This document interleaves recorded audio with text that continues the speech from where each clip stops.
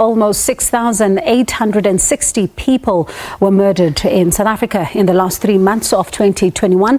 That is 562 more murders compared to the last 3 months of 2020, an increase of nearly 9%. Police Minister Bheki Cele revealing the latest statistics this afternoon, saying that the number of sexual offences had decreased by 9%. Attempted murder was up by 3%, with 193 more cases reported. Crimes such as common robbery, sexual assault, attempted sexual offences and contact sexual offences have recorded a 3 to 4 digits decrease, except for murder, which remains worryingly stubborn. In the 3 months of reporting, an 8.9% increase in murder was recorded. That is 562 more people were killed in South Africa between October and December compared to the same period in 2020. Out of 6,859 people killed in the country, 902 of them were women and 352 were children. 232 of the overall murders were as a result of domestic violence. Let's stay with the crime stats and let's discuss this with gender activist and CEO of Tekano, Lebo Ramafoko, and also joining us for this conversation is postdoctoral researcher at UCT's Center for Criminology, Dr. Anine Kriegler. Good afternoon to you both and thank you so much for your time. I'll begin with you, Dr. Kriegler. The minister says some kind of an improvement is what we are seeing, but the murder rate is refusing to go down. I wonder, do you think that we are seeing some kind of an improvement?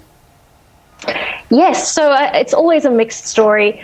I think we just have to note that the first quarter stats for this year, we couldn't make any sense of them because it was comparing to hard lockdowns, so everything looked very dramatic. The second quarter stats were also not very clear because it was still comparing to a slightly relaxed lockdown, but now finally we're getting to a point where we can look at the trends and that meant that we can actually figure out what's going on with crime in a more long-term sense. And what we see is mixed, as I say. Some good news, we see a decrease across all the non-violent property crimes, residential burglary, car theft, that kind of thing. That's great. That's a continuation of a longer-term trend, and it's supported by the information from the National Victims of Crime Survey. So that's good news. The mixed news is in... Yes, sorry. No, continue briefly. The mixed news is in robbery and assault. Some of those are up and some of them are down. The worrying one is carjacking. Carjacking is up 13% in the last year and has now almost doubled in the last decade. Also, truck hijacking is up quite a significant amount, so those are not good. The really bad news, as you've already mentioned, is murder. That's been climbing steadily over the last few years. This is a 9% increase on last year, and last year was already a 7% increase on the previous year. Very worrying. Obviously, murder is a very serious crime, but also it's a very reliable indicator of real underlying levels of murder. So yes, that's very serious. Lebo, let's zoom in then to rape, because we saw a 9.0% decrease that has been recorded when it comes to sexual offences. But despite this particular drop, we're seeing 11,315 people being raped between the period of October and December 2021. It still is a worrying number, despite the drop that we're seeing across the country. Yes, thank you so much. And I think we need to ask ourselves, is that a real drop or is it a drop in reporting? Because so many rapes happen in the home and so many people for various reasons would rather not report. We do know that the correct statistics says that only 25% of rape cases actually make it through the criminal justice system. So I read the statement that Minister Cele read out, and to say that there is a drop because of gender awareness and gender sensitization, I really want to question that. because we will never know whether or not the drop is as a result of people deciding not to report the rape cases. So that's one thing that one could say. The second thing that one could say is the fact that it is still a very large number of those that then report. So I am even saying that statistic, and whether or not it is a decrease because of the nature of the crime, which is rape, I think there is something that we need to question and interrogate even more. And Dr. Kriegler, I mean, when we look at some of what has been reported around sexual assaults, there's 3 police stations in the country that really remain a headache, right at the top 3. You're looking at the Eastern Cape's Lusikisiki, you're looking at Umlazi as well as Inanda. Even the minister reading this out loud saying that these are police stations that are kind of like interchanging between 1, 2 and 3 in terms of positioning. I wonder, is this an issue of training or more cases being reported, or simply police in those police stations are so inundated and it gives us a picture of just how bad things may be in those townships? Yes, so I think, as Lebo said, it's really difficult to know what to make sense of these stats. Certainly those places, I'm sure, have very high rates of sexual offences and other gender-based violence. They also have very high rates of other forms of violence, including murder and assault.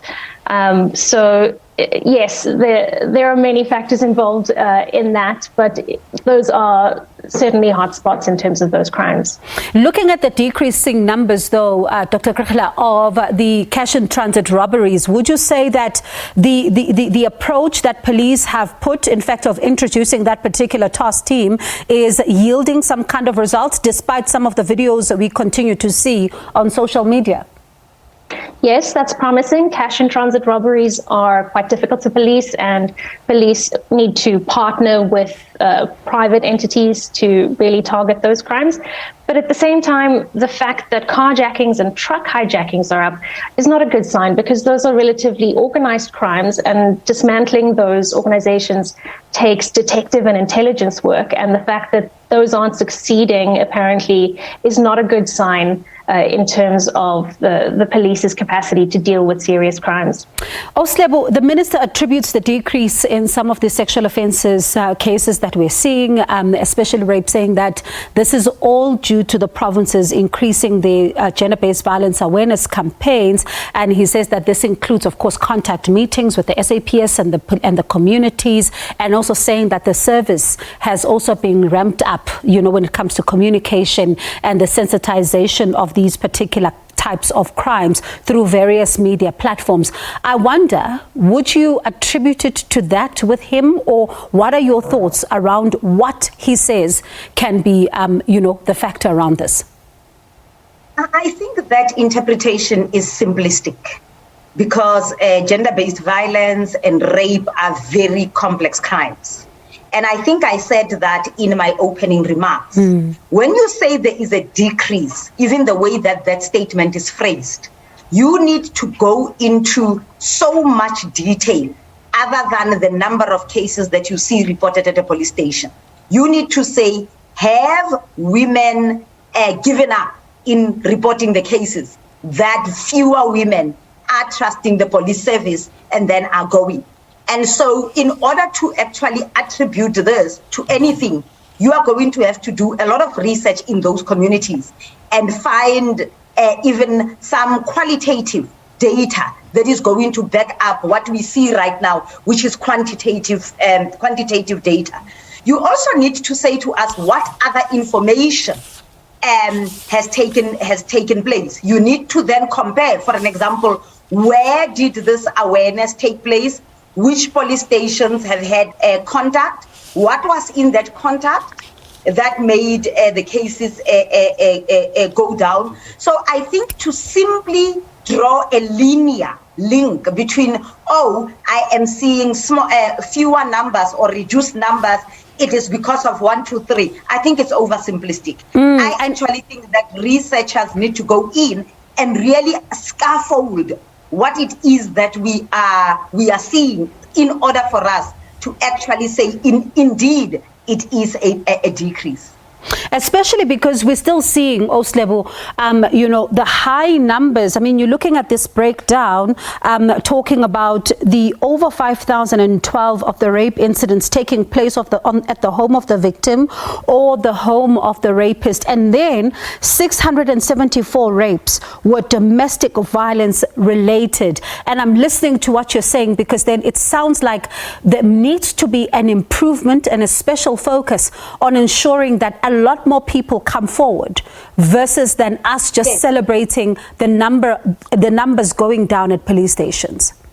You can't be linear, and I'll give you a sense. It's not a proven science. I've not done the study, but it's a sense.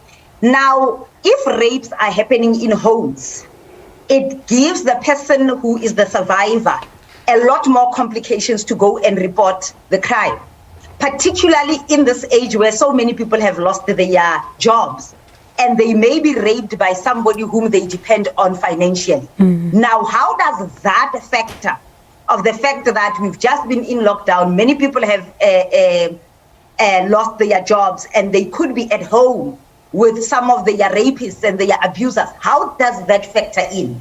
How does that make it easy or difficult for somebody who has been raped, particularly in the home, to go out and report that case when they factor in what is going to happen when they have reported? So that is why I am saying, for me, and you asked Dr. Kriegler the incident about the 3 police stations. I would want to get into these communities and basically understand a lot more of what is happening in those communities.